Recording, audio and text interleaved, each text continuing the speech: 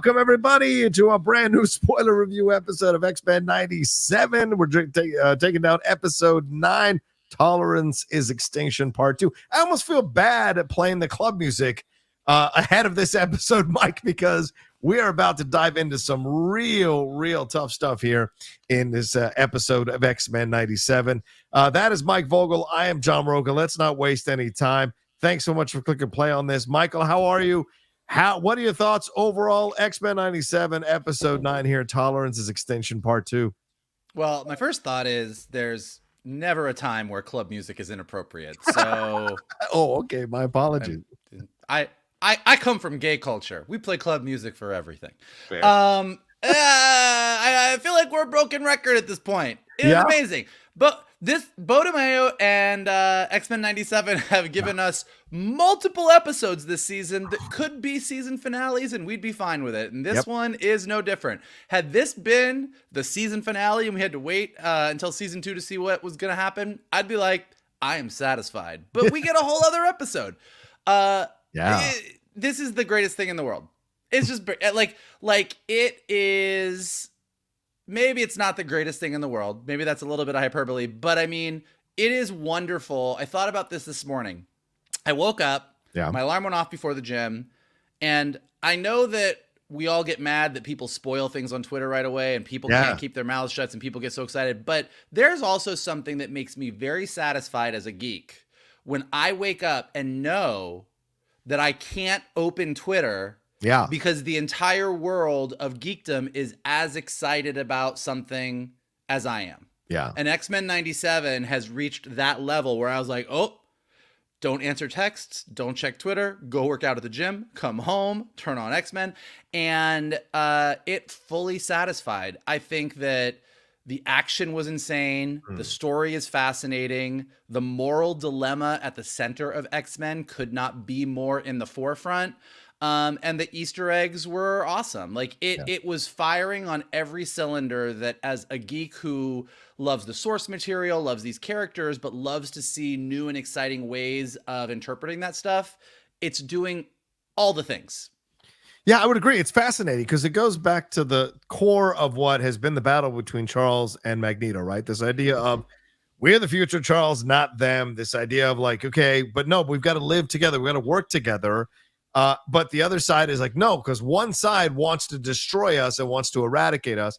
And I am only going to focus on the negative things that side does in order to keep my worldview intact.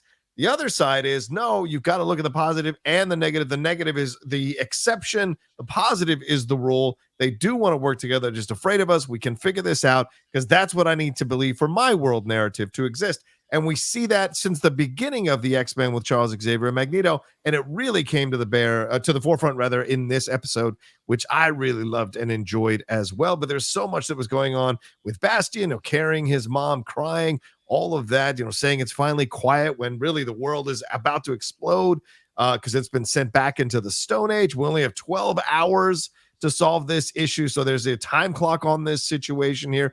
We've got Rogue waking up. We've got Roberto changing his mind on his allegiances here, and Magneto wanting to essentially put everything in motion so that he can destroy Bastion and essentially take over the Earth and subjugate the humans. What do you call it? Pigsty of a planet, essentially trying to accessing the hate all over again. And it seemed like the Fly, when he says that thing in the movie where he says, I'm a fly who dreamt he was a man. You can see that Magneto is Magneto who dreamt he could be a good guy, and now Magneto is back to where he belongs and pushing his world narrative. So all of that coming through, plus we got Storm coming back, the reunion with Jean. We had all this stuff happening on the outside, and then right at the end with Wolverine and Magneto, that banger of an ending that just boom, episode over. So it's incredible stuff, Mike, how they put this entire season together and how they built to this moment. And this was essentially the Empire Strikes Back of this 3-episode arc that's ending the season, and it was phenomenal. But I got to ask you, let's jump into the battle here between Charles and Magneto, because I think we're going to have fun discussing this. Is essentially me and you going at it. The fact that Charles comes back and he's like, oh, well, I didn't ask you to I didn't even bother asking you if you wanted to be the leader anymore, Scott and Jean. I was doing this for you, but clearly I was wrong. And now I've got all this stuff going on and we got to figure this out. We got to get to Magneto. I got to take over his powers and violate his mind and use his powers to put everything backwards. Magneto on the other side is like, screw this. I'm going back to who I was. I got this massive asteroid hanging over the earth that I'm going to crush the earth with. I need to see you. How many of you X-Men want to join me? And let's go to war. So a lot of battles on the philosophy, but also physical battles going on. What did you think of the storyline between these two as it went on throughout this episode? Well, I think one of the things that the Bodemayo did that was smart with this season is, look, we all understand the debate between Magneto and Professor X. Mm-hmm. We get what it is. Professor X is like, look, we need to learn to coexist. And Magneto is like, fuck coexistence. We're homo superior and they're bad. So we get it. So we understand the debate. We've seen them have this debate countless times. I think what makes X-Men 97 unique and makes us all a little bit uncomfortable is that by watching Magneto try and step into that hero role, and then watching Genosha happen, and then watching the way that humanity responds to everything post Genosha, and the way that Bastion manipulates humanity and kind of like feeds into their worst impulses, it's like Val Cooper says at the end of episode 8. Like, you do reach a point where you're like, is Magneto wrong? Yeah. And look, and this is very, and Bodemayo made this really clear. This is very colored by watching this story unfold in an era where we have dealt with 9/11. We've dealt with Black Lives Matter. we're dealing with Israel-Palestine. Like, we are dealing with these big moral dilemmas. And so, and it does kind of seem like humanity can't get their shit together. So Magneto's, and having a civil war between, let's work together, and no, screw that, screw them, kill them. My point of view should be the one that exists. Yeah. So I'll say, as someone who, and you've said this before, like, we always end up on the you're more the Magneto, I'm more the Professor X. I think what makes this episode really interesting is a lot of Professor X's arguments sound a little hollow. Yeah. Like I'm not saying that Magneto is correct in what everything he wants to do, and I don't think that he should, wipe out the magnetic poles and send everybody back to the Stone Age, but his stance on this is never going to change, like, it carries more weight. So when Rogue walks over and when Sunspot walks over, you're like, you don't go, okay, well, they're going to go bad for a while, whatever. You're like, I get it, man. Like, when Rogue says to everybody, none of y'all were at Genosha, I'm like, yeah, I get it. Like, after you live through that, I don't know how you come back. And I think that creating that debate in a way that makes us all sort of much more in the middle than I think a lot of us tend to be in this debate is really, really interesting. And I think it puts the X-Men in the dead center of where what makes the X-Men the coolest is, like, we love that X-Men are the good guys. And we ultimately, when you're reading a comic, no, okay, the good thing to do is to save people. The good thing to do is to, like, let's all strive for coexistence. That's the thing. But watching the X-Men step up to save the world, when literally at this point it feels like everybody hates them. Like, we are going to be the heroes and do the thing that needs to get done for a world that fears and hates us is inherent in what the X-Men is. And most of the time we're like, yeah, I mean, they're the good guys. But watching them kind of step into this battle with the whole, like, we got 12 hours, we got to do this, where the entire world is like chasing them and blaming them, like, this is what makes the X-Men the X-Men. So in a lot of ways, X-Men 97 is taking some of the best stories. I mean, a lot of what we're looking at here is from, like, the Fatal Attractions arc in the comic book, but, like, they're taking the best of a lot of this, but creating this new story that feels very much of our time.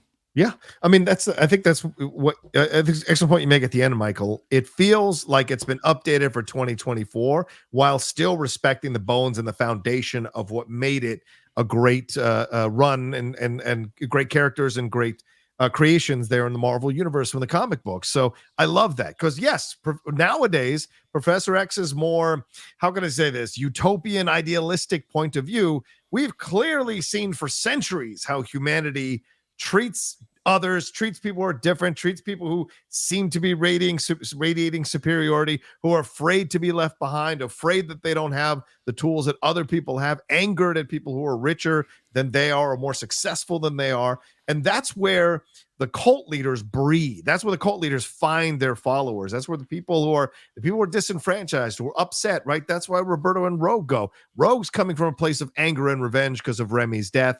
And Roberto's coming from a place with, look, my mom turned on me.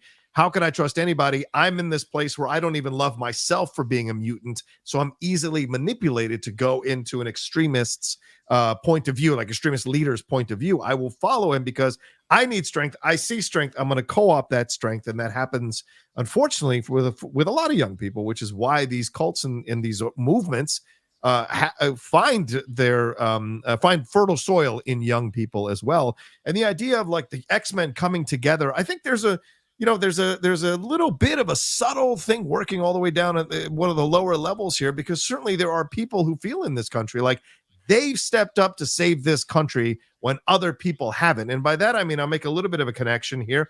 A lot of people feel that in Georgia, what Stacey Abrams did by getting black women to vote, black people to vote in larger numbers in Georgia might have been swung the election for those senators to become Democrats and possibly swung the state in Biden's. So there's these things that happen that people feel like we are disenfranchised by this country, by this world, yet we're still willing to do what's right because we know the overall goal is what should happen here, even though we have to sacrifice ourselves in order to do it. So I think Bo, as a black gay writer, would be very aware of these kinds of things and slide that in as a subtle message throughout. And I thought that was really effective as I was watching the show, for sure. And the battle here, and look, I'm on Magneto's side, but just like you, Magneto goes too far. I understand Magneto's point of view, but when he says it's a pigsty of a planet, when he wants to destroy it, when he doesn't care that thousands of people have died.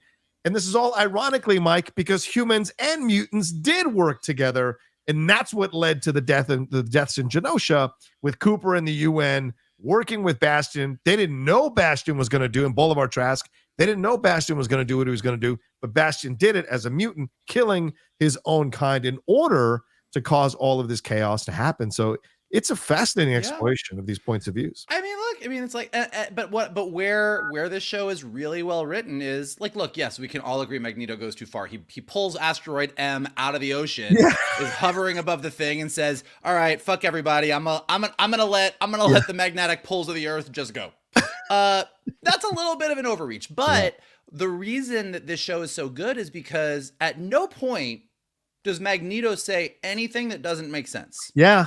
That you can't understand. Like we have not, it's not like Magneto got to this episode, put on his classic outfit, put the helmet on and said, fuck it all, and just goes mustache twirly supervillain. Right. Like when Professor X says thousands of people are going to die, Magneto's response is thousands died on Genosha. Wow. Which lives are more important to you? And you're like, oh shit.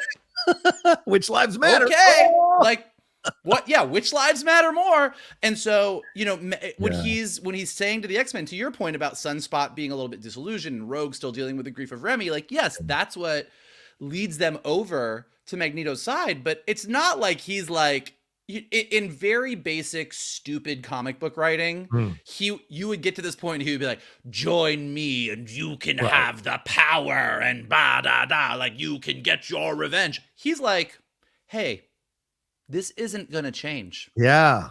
This is what people do.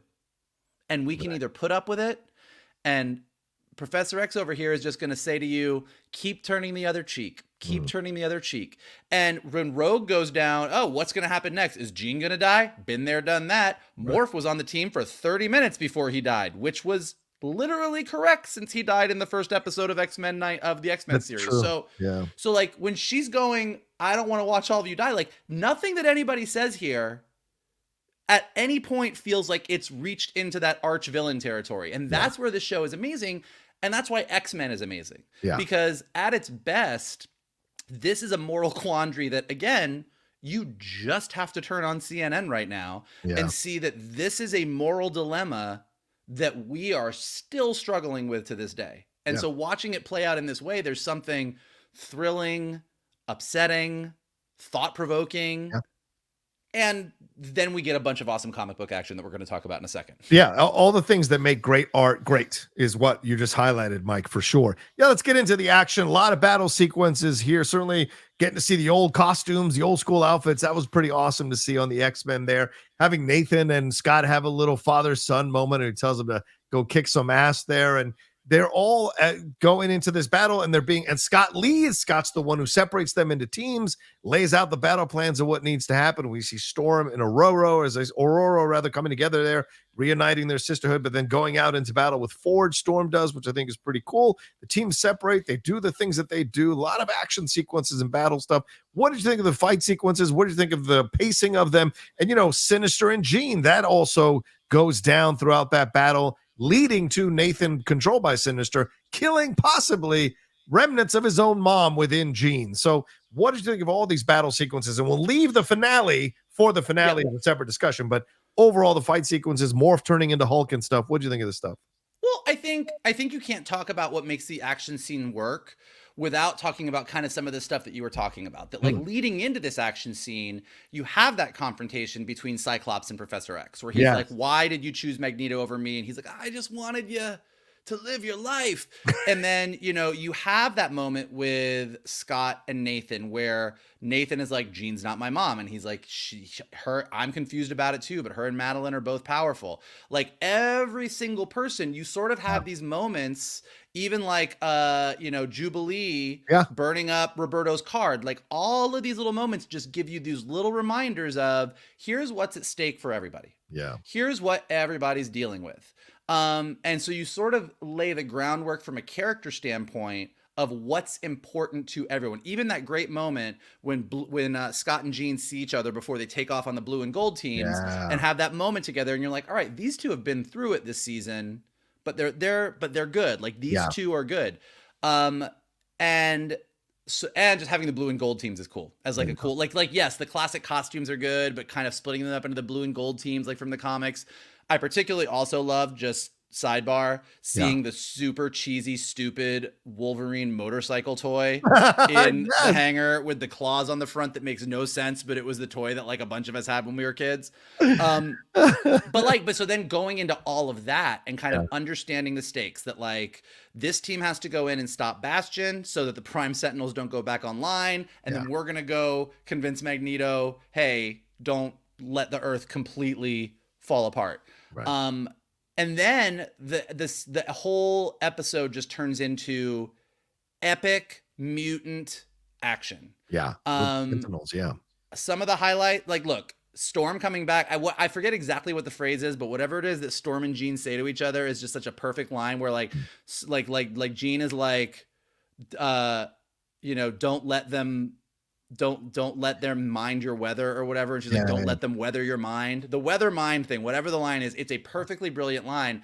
And then we just see them all go to town. Like Storm's powers are back in full force and her and Forge just go for it. Like Storm, one of the best things this show does is letting Storm be the full goddess Omega level mutant that she is with her weather powers. Great. And it is always a joy to watch.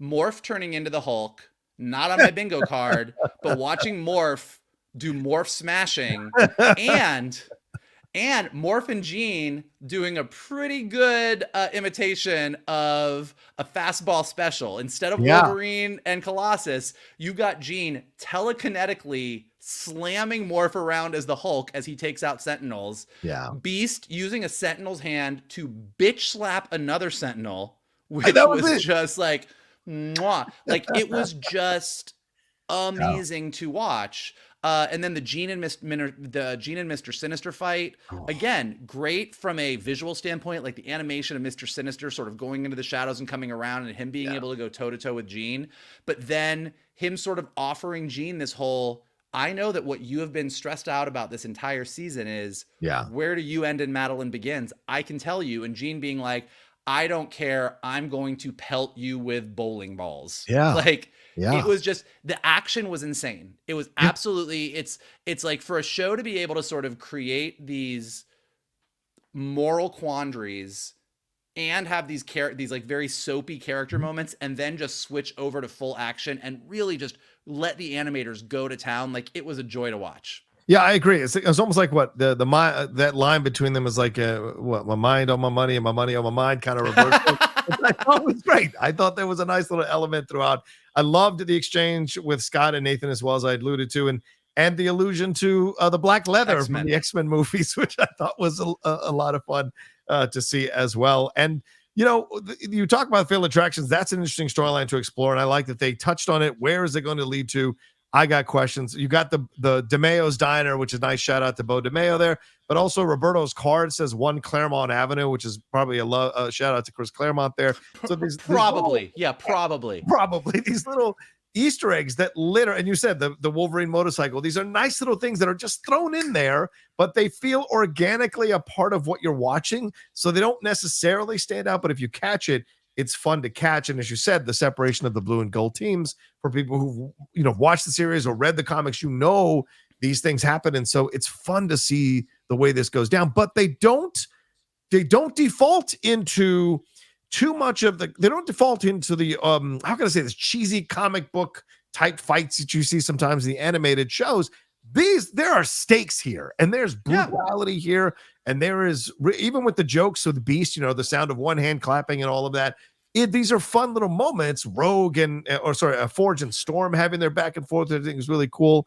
But then, of course, it leads to Storm getting hit by the Sentinels and Forge as well. So what's their end result going to be? We'll find out next episode. But all of this stuff works really well, and the pacing of the fighting, I thought, was fantastic. And seeing Bastion connected up to this thing, I think, was a nice. Yeah. Well, yeah, the visuals of Bastion sort of like plugged in the way he is in a very like sort of Christ-like imagery is awesome. Exactly. But, like, that's what I mean is that the action is great here, but but the other thing that like this season has done really well is like we've all seen Sentinels 1,000 times. If you watch the 90s show, Sentinels were around all the time. X-Men always taking out Sentinels. If you played the video game, like taking out Sentinels is what you do. But this show made Sentinels scary again. Yeah. Like you're like, oh, this is what they're for. This is horrible. And so yes, the stakes of we need to stop this are bigger. And then the individual stakes with these characters are bigger. Like Jean's struggle of like the Madeline thing. So Mr. Sinister throwing that in, like all of those little bits here and there. That's what makes it feel real. And that's all just on the Galapagos Islands. Like once you get up to Asteroid M, I feel like it gets even more personal because it's literally Roberto and Rogue. I mean, it's Rogue versus Wolverine. It's Roberto versus Jubilee. Nightcrawler just bamfing for his dear life. And then at the core of all of it is, you know, Charles and Eric kind of having their age-old battle. And so it's like Asteroid M is very personal. Yeah, let's deal with that. There was a lot that, as you said, you brought up there, the back and forth, and we'll lead that to the finale. I mean, Magneto talking about the death of Leech as the big reason, that leading into what happens on Asteroid M. What incredible! I mean, initially, I thought Rogue was going to do something. Wolverine fights away, but Wolverine teased us earlier in the episode that his aspirations were to kill Magneto. He made it very clear. And Wolverine's kind of been a sidelined character to a degree throughout this entire season, but he comes to the forefront in one of the critical episodes of the season here with his approach to things. And yes, Charles and Xavier have Charles and Magneto have the back and forth about their points of views and their narratives, and Magneto calling him out. But then Charles, who's laid out the plan here, essentially to violate Magneto's mind. That's the thing about Charles that's always bothered me, is that everyone sees him as this good guy, and he's always like, well, I would never violate. But when the time calls for it, he certainly has no problem violating people's minds if he thinks it's for the greater good. And the visuals of Magneto, and I don't know if I have the picture of it, but the visuals of Magneto having his mind essentially ripped from him and his power used by Charles was brutal. So much so that Magneto, he does get the helmet taken off, as I said, all of that, but it finds a way to put the helmet back on Charles to essentially reverse what Charles did to him. And I thought that was incredible. And it all leads, and the Jubilee Roberto thing, when he's like, you know, I said I was sorry, that was fun, but it all leads to a Wolverine stabbing and killing, or trying to kill Magneto, and then Magneto ripping out the adamantium in one of the most brutal images I've ever seen in any animated show ever, Mike. And I was just shocked at that ending. So talk to me about Asteroid M and what happened on there, and your thoughts as you were watching it all unfold. Well, there's a lot to talk about there. Well, first, let's start with the fact of like, look, I, Professor X violating Magneto. At a certain point, what are you gonna do? Like, you gotta wait.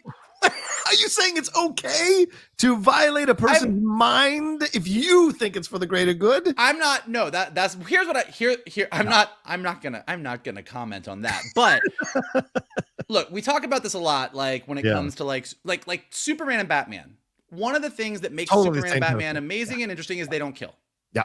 Right. It's like a rule. And I know that Zack Snyder has his opinions about the rule and we can all argue about the rule, but like that is part of what makes those characters interesting from a storytelling standpoint. When you watch Dark Knight, after everything the Joker does, Batman not killing him is core to that part of the moral dilemma that is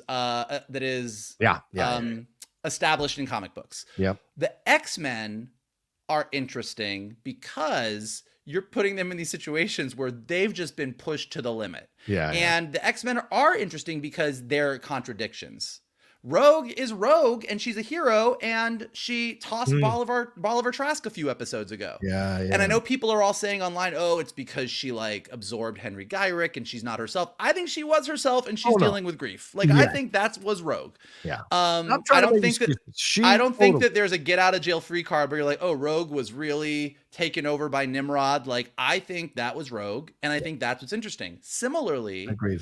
No, I don't think you should violate anybody's mind. But also, we have hours left until the magnetic poles aren't coming. And look, I don't know the science behind all that, but Storm said 12 hours, and I'm going to believe her. Scientifically, I don't know if any of this makes sense, but hey, what are you going to do? Right. But like, I think that that's what's interesting, that like Professor X being pushed to that point. It's like, okay, like we got to do it. And yeah, the whole thing, again, all the dialogue here, like Magneto saying what he says about Leech. Like I looked at this kid's eyes and told him not to fear as it was incinerated in my hands. Like it's all so raw. It's all so real. I mean, Rogue is just in it, man. She is feeling it. And so all of it is, one thing, go ahead. Rogue and Xavier going back and forth, Mike, we didn't talk. That's an essential part of this too, because her saying to him, like, you know, you weren't there, you went off and you were in Shi'ar. Like that's a real thing to call him out on, which I like that this overall story does. There are flaws with everybody, so there's a good and bad that you can call out depending on your point of view when it's convenient in an argument. So I think that's an element of this that's playing out throughout Asteroid M stuff as well.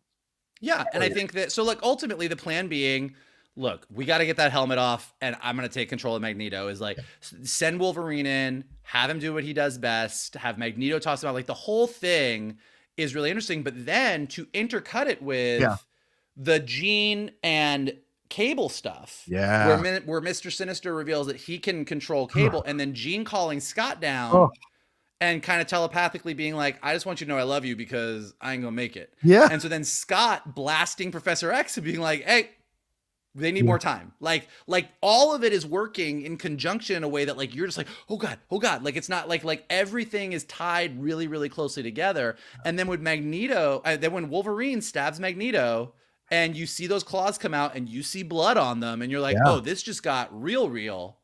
And Magneto's like, I'm fucking done.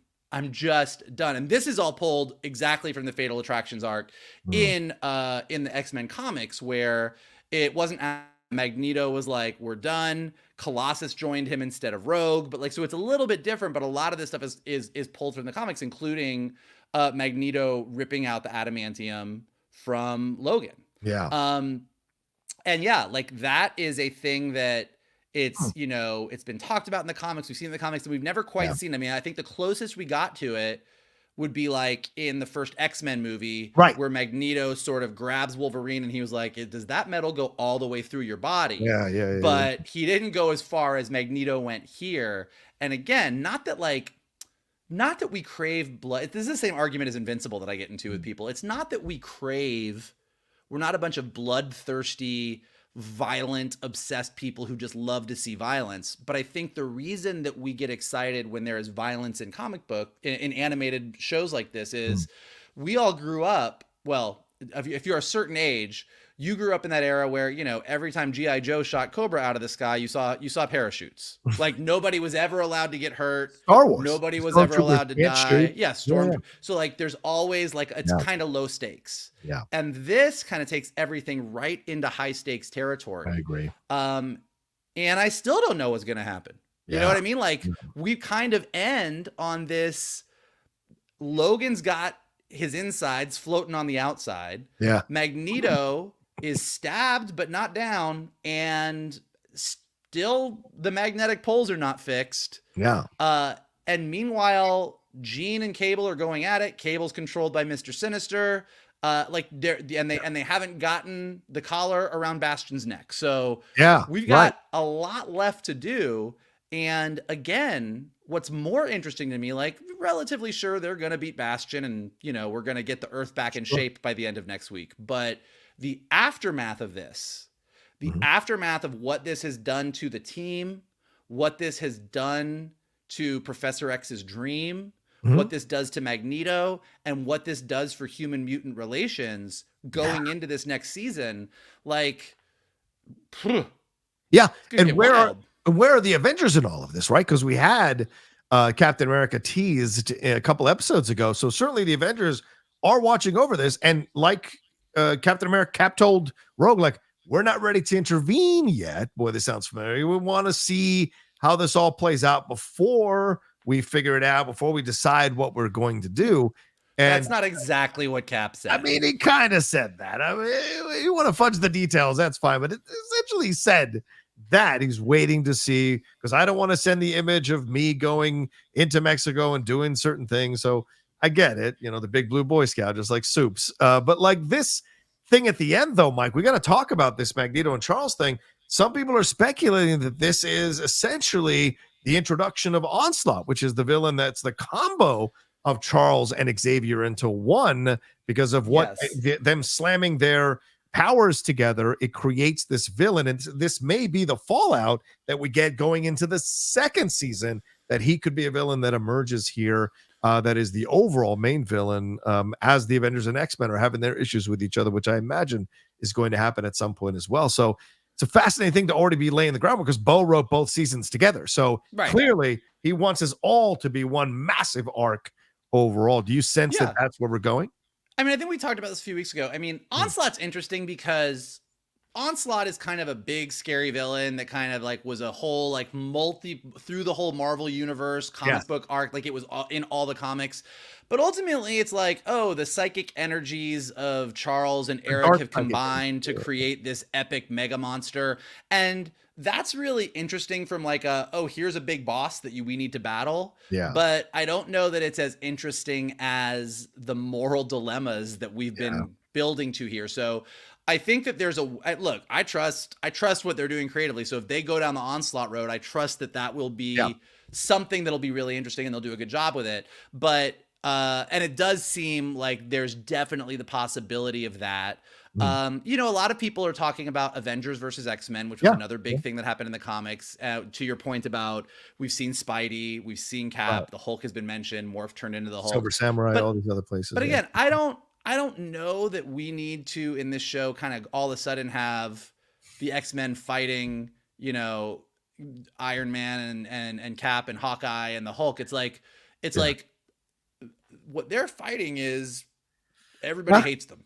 Yeah. Everybody hates them. And every time the mutants try and work their shit out, some other mutant comes along and says, well, I'm going to do this now. And then all the humans go, see, that's the dangerous one. This is why we're right to protest. Yeah. So, I mean, I think that's way more interesting. So I don't know. You know, there's also Messiah Complex in the comics, which introduces Hope Summers, who is sort of like the mutant that's Sparta.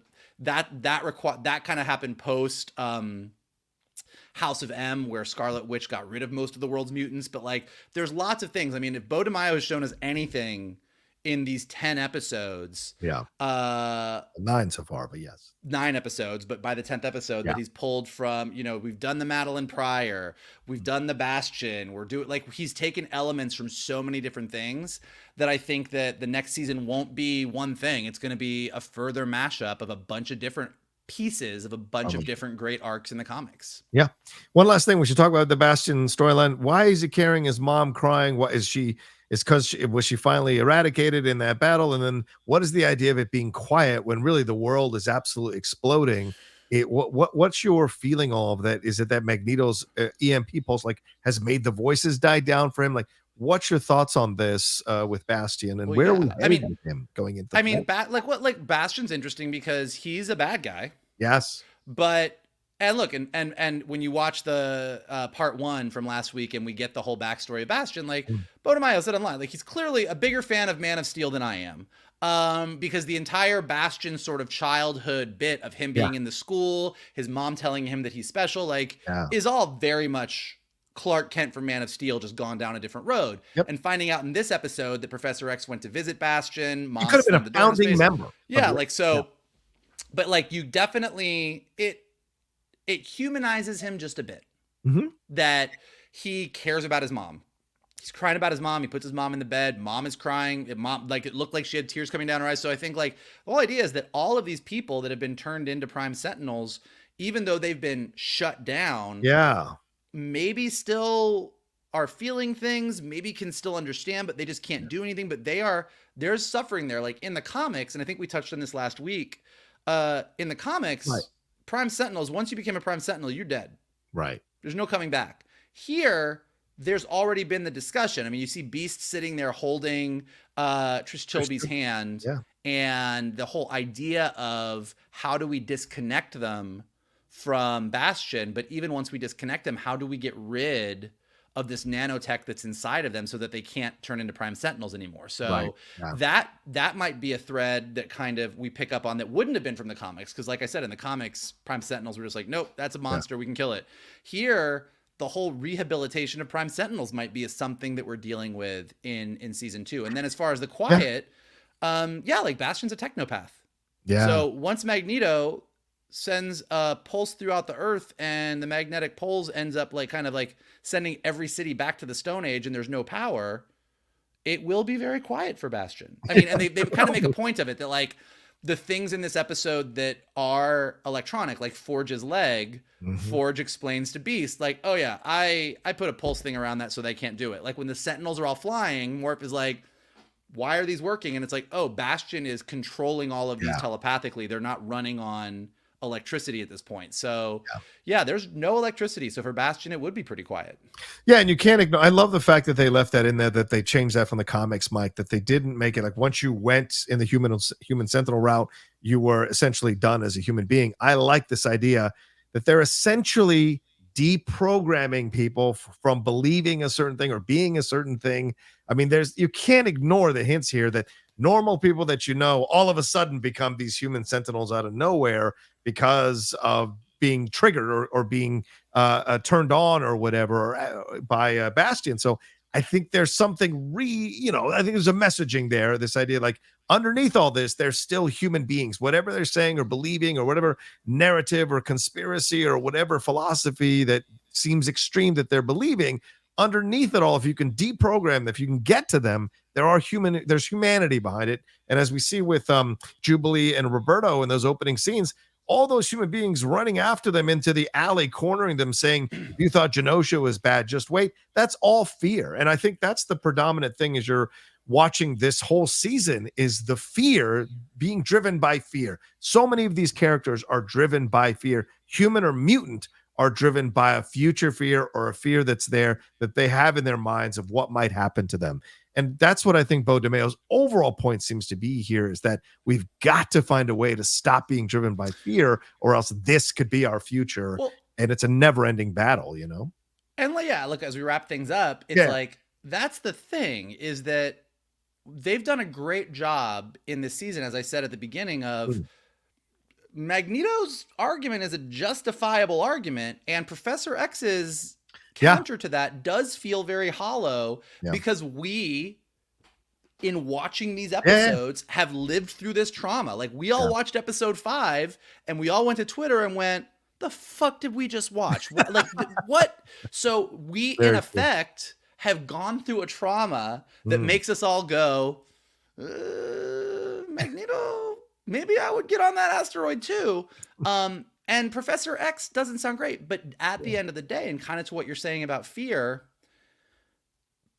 yeah, it's hard and it's a razor's edge, but Professor X's goals and going that route is the right path. It's just the hard path. Like I've been watching I've been rewatching the Planet of the Apes trilogy to get ready for Kingdom of the Planet of the Apes this week.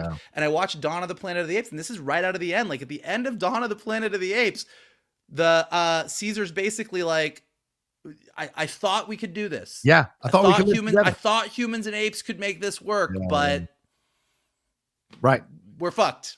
It's war. We're here. And that, like, this is the story that all these things tell. Like Professor X, what the X-Men are doing in this episode, which is, we get it. We've lived through this. It's bad, but we got to do what's right. We got to set things right. Yes, all of these humans hate us right now. Yes, all these humans are scared and are like, why I can't live in a world where a mutant can just go to the North Pole in his Calvin Klein underwear and wipe out all electricity. That's not okay. Yeah. And so figuring out that path is the hardest thing to do. And like I said, you just have to turn on the news right now and see that this is literally what we are dealing with every day. For sure.